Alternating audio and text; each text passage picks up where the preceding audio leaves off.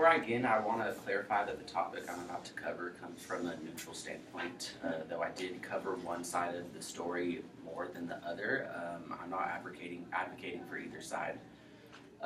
So with that being said, most of you know this past Saturday, October 6th, Brett Kavanaugh was appointed to the Supreme Court Justice after being on trial for sexual assault allegations only days before. This topic is particularly interesting because of the impact I've seen it personally. Many of the protests held in various cities around the country, including Washington, D.C., in which one of my best friends was like a very active participant. This topic is something that I've been following since I heard about it, and I've been reading up to it prior to this presentation. Here is what I found. The trial was set in motion by Dr. Christine Blasey Ford, claiming that she had been sexually assaulted by Brett Kavanaugh in 1982, years ago. Despite these claims, Kavanaugh was endorsed by President Trump and other members of the Senate. That being said, I'd like to speak a little about the allegations made by Dr. Ford.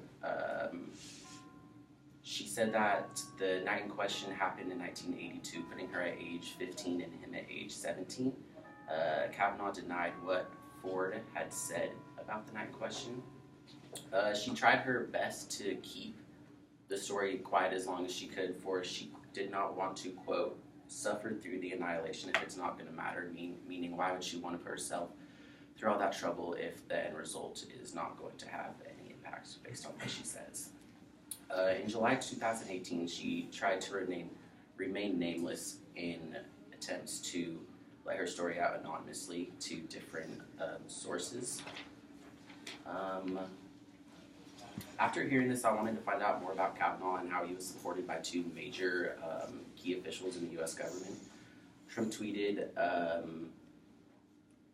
just one day before Kavanaugh's confirmation, revealing that he was very proud of the U.S. Senate for voting yes to advance the nomination of Judge Brett Kavanaugh. Another vital supporter of Kavanaugh is Senator Susan Collins. She was actually the deciding vote in advocating for Kavanaugh, resulting in a 50-48 vote of the Senate. Collins had to make a choice based off of her own merit. So basically she had two people claiming that they were 100% certain in what they were saying, yet you have one man who is personally endorsed by the president. So obviously, it turns out Christine Blasey Ford was rightfully cautious in her apprehension to tell her story because it did not matter in the end. She did have to suffer through the annihilation despite it being the one thing that she said she wanted to avoid. Kavanaugh was appointed to Supreme Court Justice on October 6, 2018. The FBI did not find sufficient evidence to launch an official investigation, and Ford's claims were deemed non-verifiable.